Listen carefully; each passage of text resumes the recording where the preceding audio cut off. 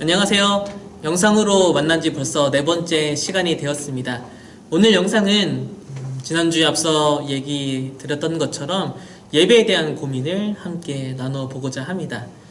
예배는 기독교인들이 가장 중요하게 생각하는 행위 중에 하나죠. 우리가 코로나19로 인해서 같이 모이지 못할 때, 그리고 다시 대면으로 모였을 때에도 아직 소그룹 모임이나 식사 규제를 할 수 없지만 예배만큼은 꼭 지키는 것을 보면 기독교 신앙에 있어서 예배가 얼마나 중요한 자리를 차지하고 있는지를 알 수 있게 됩니다.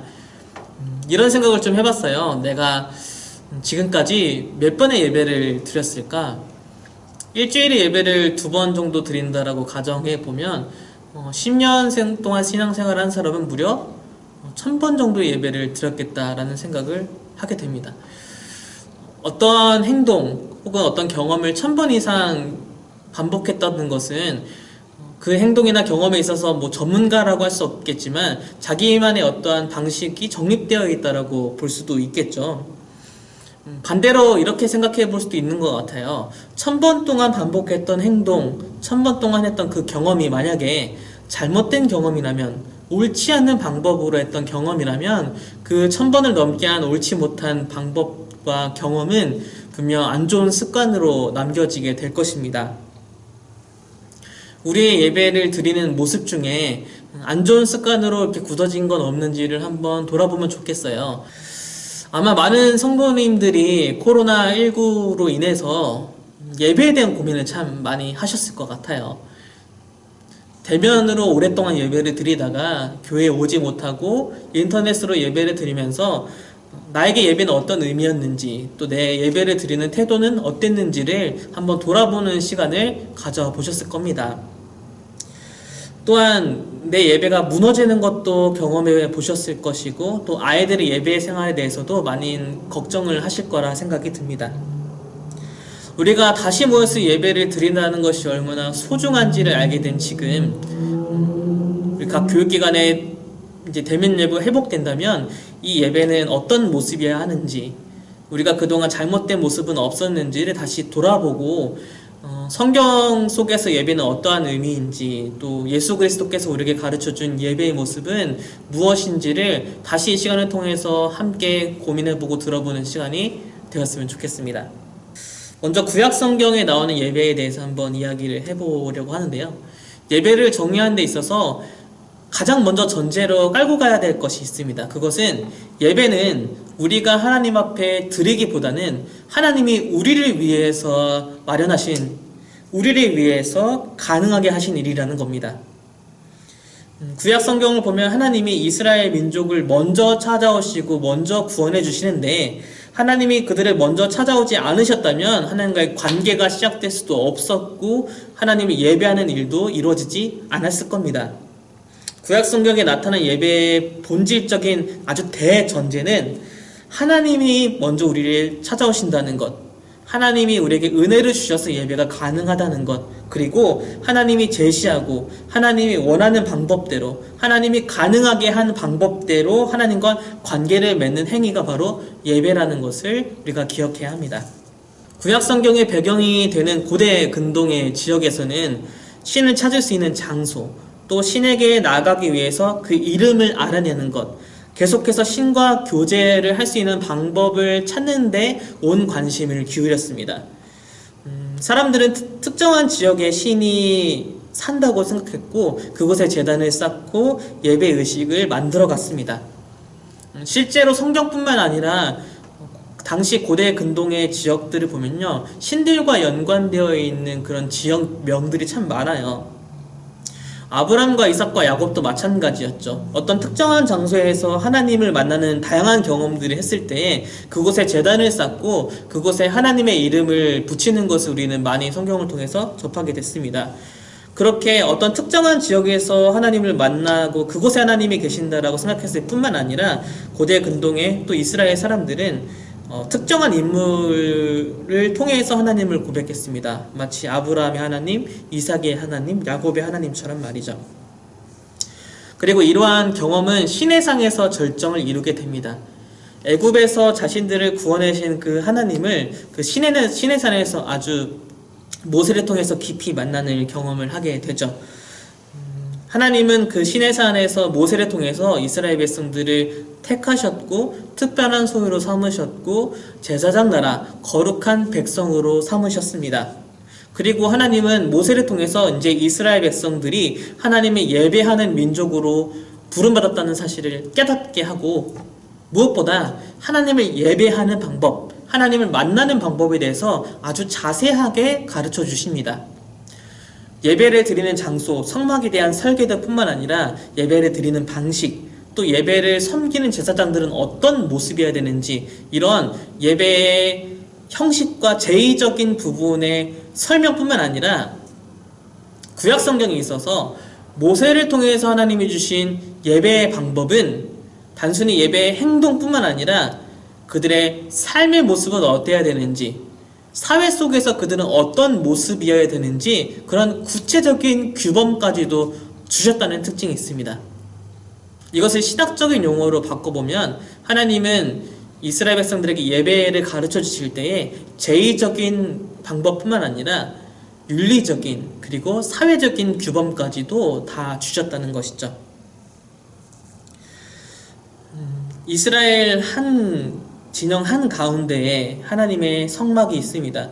이곳에 하나님의 임재가 구름과 같은 빽빽한 주님의 임재가 가득할 때에 그때 이스라엘 민족들은 단순히 율법에 정해진 대로 하나님이 가르쳐 주신 대로 예배에서 해야 될 행동만을 예배의 어떤 형식을 지키는 것만 집중했던 것이 아니라 하나님의 말씀, 삶을 이렇게 살아가야 하고 사회적으로 이런 모습으로 서 있어야 되는 자신들의 모습이 잘못되었을 때에 그것을 속죄하고 하나님과의 교제를 회복하기 위한 화목제물을 드리고 자신의 헌신을 다짐하는 그런 모습들도 예배 속에서 나타납니다. 예배의 행동에만 집중한 것이 아니라 하나님 말씀과 자신의 삶을 돌아봤을 때 속죄하고 회개하고 하나님 앞에 다시 한번 헌신을 다짐하는 것이 예배 안에 분명히 있었다는 것이죠.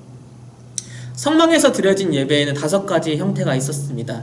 번제, 속죄제, 속건제, 화목제, 그리고 소제가 있었습니다.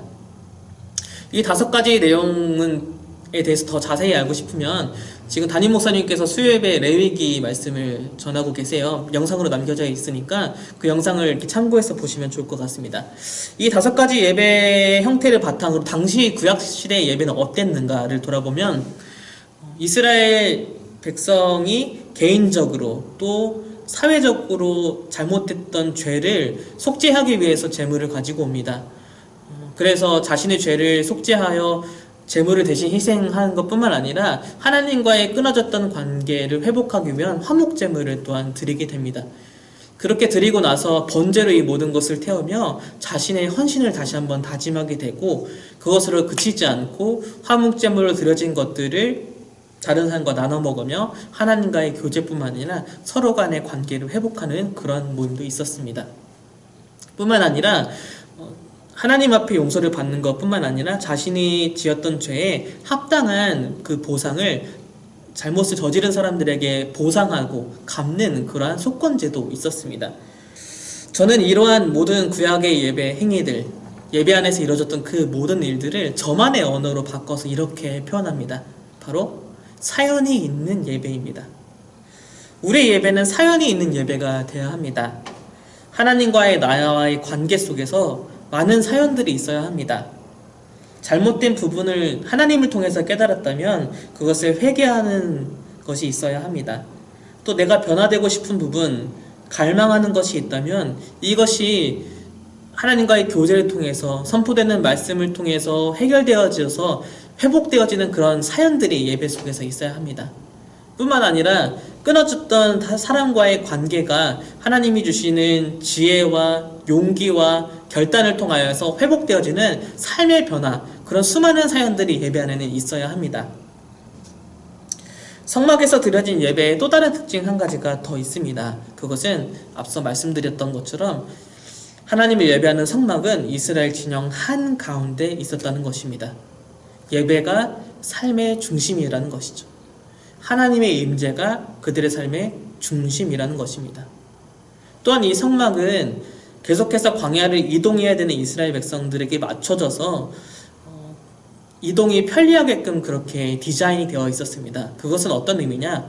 하나님이 언제나 이스라엘 백성들과 함께 걸어가고 계시고 그들보다 앞서 가셔서 그들의 발걸음을 인도하신다는 그 하나님의 임재가 우리의 삶에 함께하고 계신다는 그런 상징으로도 볼 수 있는 것이죠. 이런 성막에서의 예배 그리고 성막에서의 기능은 그대로 성전으로 이어지게 됩니다.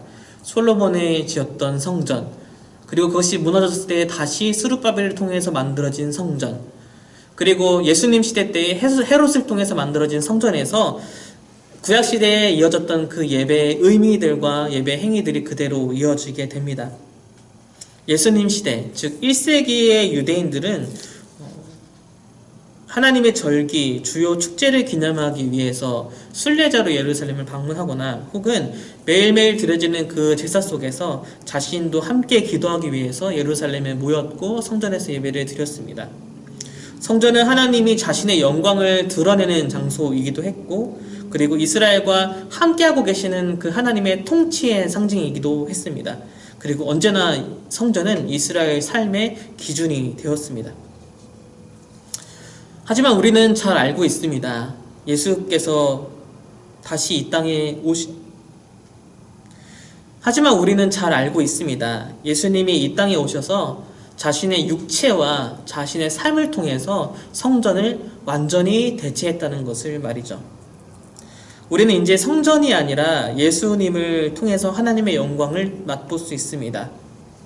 우리는 이제 성전에서 드려지는 제물을 통해서 용서받는 것이 아니라 단번에 드려진 예수 그리스도 십자가의 죽음과 부활을 통해서 우리의 죄를 용서받고 하나님의 자녀로 거듭날 수 있습니다. 우리는 이제 성전에서 피어오르는 향과 함께 기도를 드리는 것이 아니라 예수 그리스도 이름으로 기도를 드립니다. 그렇게 예배의 중심은 성전에서 예수 그리스도로 변화하게 됩니다. 이런 모든 변화들이 사실 초기 기독교인들 그리고 초대 교회 사람들에게는 매우 어색하고 어려운 전환이었습니다.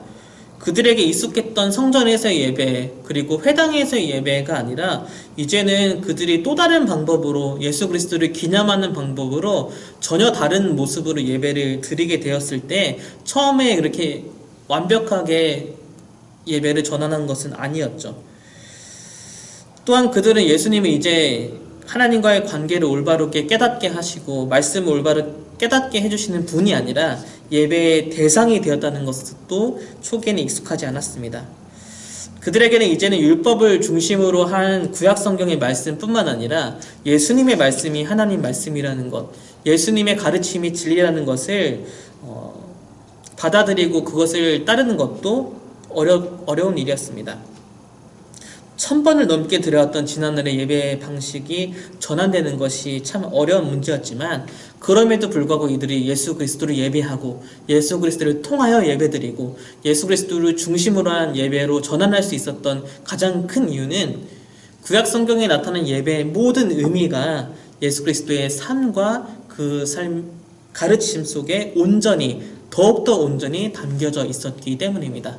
그리고 가장 중요한 이유는 예수 그리스도가 바로 하나님이시기 때문입니다.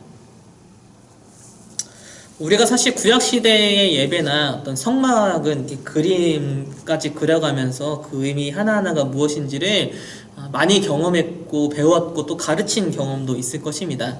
그리고 구약시대에서 이루어졌고 또 회당에서 이루어졌던 그 예배의 모습이 어땠는지 많은 설교를 통해서 접해 보셨을 겁니다. 하지만 그 성막과 성전에서 드렸던 예배가 초대교회 예수 그리스도의 중심의 예배로 어떻게 전환되었는지, 그리고 초대교회 예배 공동체는 더 이상 성전에서 제물을 드리지 않고 회당에서 모이는 것이 아니라 예수 그리스도를 기념하는 예배의 어떤 모습으로 예배를 드렸는지는 우리가 사도행전 2장의 말씀을 제외한다면 그 예배가 어떤 모습인지 우리가 잘 알지 못합니다. 초대교회의 예배 모습을 잘 보여주는 재미있는 책 한 권 있는데 제가 지난주에 얘기했던 것처럼 바로 1세기 교회 예배 이야기라는 책입니다. 제가 이 책의 내용을 한번 소개해 보려고 하는데요. 서문에 나오는 한 문장은 우리를 참 기대하게 만들기도 하지만 또 긴장하게 만들기도 합니다. 그 문장은 이렇습니다. 이 책을 통해 초기 그리스도인의 예배와 우리 예배 사이에 차이가 있음을 분명히 알 수 있다. 지금 이제 제가 책의 내용을 쭉 소개하고 곳곳에 있는 그 문장들을 읽어 드릴 텐데 한번 쭉 들어보면서 이런 예배의 모습이었구나. 오늘날의 우리 예배와 어떤 차이가 있고 이런 모습은 우리가 예배 시간에 받아들이면 좋겠다. 이런 것을 한번 생각하면서 들어보셨으면 좋겠어요. 이 책의 내용은 이렇습니다. 마케도니아의 빌립보에서 태어난 푸블리우스라는 사람이 유대인 한 부부의 저녁 식사 자리에 초대가 됩니다. 자신의 친구를 통해서 그 부부의 식사 자리에 초대하게 되는데요. 바로 브리스길라와 아굴라의 집에 저녁 식사에 초대가 되는 거죠. 이 저녁 식사는 초기 그리스도인들의 모임이었고 바로 예배의 자리였습니다. 푸블리우스는 약간 긴장된 또 예배라는 또 그리스도인들의 모임이라는 것에 대해서 약간 걱정하면서 예배 식사 자리에 참여하게 되는데요. 푸블리우스가 경험했던 그 예배의 모습을 제가 조금씩 책 구절을 통해서 한번 소개를 해드릴게요. 푸블리우스가 브리스길라와 아굴라의 집에 초대가 됐습니다. 하나님의 은총과 평화가 함께 하기를 바란다는 마음을 담은 인사와 함께 집으로 들어옵니다. 외투와 신을 벗고 실내화로 갈아 신고 친구가 준비한 꽃다발과 음식을 받았습니다. 응접실로 가게 되었고 곧바로 대화가 시작됩니다. 아굴라는 매우 유창한 그리스어로 최근에 다녀온 여행 일정에 대해서 이야기를 해줍니다. 그때 초대된 또 다른 가족들이 오게 됐고 한참 후에 또 다른 손님이 오게 되었는데 그 손님을 보니 주인과 종이 함께 식사의 자리에 참여하게 되었습니다. 아굴라 부부는 그들을 맞이할 때 전혀 차별이 느껴지지 않았습니다. 응접실에서 대화를 한참 나누다 식사 준비가 다 끝났는지 모두 식당으로 자리를 옮기게 됩니다. 그때 푸블리우스가 함께 온 친구에게 약간은 긴장한 듯 이렇게 물어봅니다. 이제 예배가 시작되는 건가? 함께 온 친구가 대답합니다. 집으로 들어오면서 실제로 예배는 시작되었다네. 푸블리우스가 참여한 식사는 주를 기념하는 식사였습니다. 식사를 시작하기 전에 아굴라는 빵 한 덩이를 들고 감사 기도를 했습니다. 이런 기도입니다. 그분은 우리를 위해 자신의 희생제물로 드리시기 직전에 제자들과 더불어 우리와 지금 하는 것과 마찬가지로 식사하셨습니다. 식사 중에 그들에게 빵을 나눠주시며 그것이 자신을 나타내는 것이라고 하셨습니다. 몸이 살려면 빵이 필요하듯 참 생명을 경험하려면 더욱 그분이 필요합니다. 그러므로 우리 역시 이를 행합니다. 이는 바로 그분이 우리가 계속 함께 먹기를 바라시기 때문이고 오늘 우리가 함께 모인 이유입니다. 짧은 기도로 마무리되고 식사를 나누는 모습을 보면서 푸블리우스는 놀랐습니다. 어떤 점잖은 의식이나 이국풍의 신부주의가 아닌 모든 것이 아주 단순하고 실질적인 행동이었기 때문입니다. 식사를 하면서 놀랐던 또 다른 이유가 있었습니다. 주인이든 종이든 상관없이 식사에 참여한 사람들은 모두 같은 자리에서 똑같은 종류와 똑같은 양의 음식을 나눈다는 것입니다. 보통 종들은 주인보다 덜 좋은 음식을 먹고 심지어는 밖에서 식사를 먹는 것이 상식이었는데 푸블리우스에게는 이것이 너무나 충격적인 일이었습니다. 한창 식사를 하고 대화를 나누는 와중에 한 손님이 해방에 대한 주제를 꺼내면서 이야기를 이어갔습니다. 그는 종이었는데요. 주인이 자신을 해방해 주었지만 자신은 하나님이 그 주인의 섬기라고 자기를 부르셨다는 확신을 가지고 살았다고 이야기합니다. 주인은 자신을 해방하려고 하지만 자신은 지금 이대로가 좋다라고 생각하는 것입니다.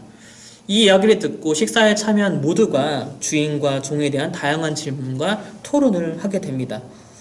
한창 토론이 이루어지다가 아굴라는 바울이 노예와 해방에 대해서 썼던 편지를 함께 읽자고 제안합니다. 그 편지에 나타난 바울의 조언을 함께 읽으면서 토론은 좀 더 생산적인 방향으로 진행됐고 잘 마무리가 되었습니다. 토론이 막 막바지에 이른 시점에 한 소녀가 갑자기 일어나서 자신이 만든 노래를 부르겠다라고 제안합니다. 하나님이 지으신 온갖 만물에 관한 노래였습니다. 그렇게 찬송을 하고 함께 많은 이야기를 나누다가 디저트를 먹고 그렇게 모임은 점점 마무리가 되어갔습니다. 푸블리우스는 이 모임 전체에서 종교적인 내용이라고는 거의 없다라고 느꼈습니다. 그들은 포도주를 마시고 예수님을 기억하며 감사의 기도를 드렸습니다. 그들의 기도는 마치 자기 신이 자기와 같은 방에 있는 가까운 친구인 것처럼 아주 일상적인 말투로 기도를 했습니다. 다시 찬양하고 기도하고 또 서로를 위해서 기도해주며 이 모임은 마무리가 되게 됩니다. 책의 내용을 함께 제가 소개를 했는데요.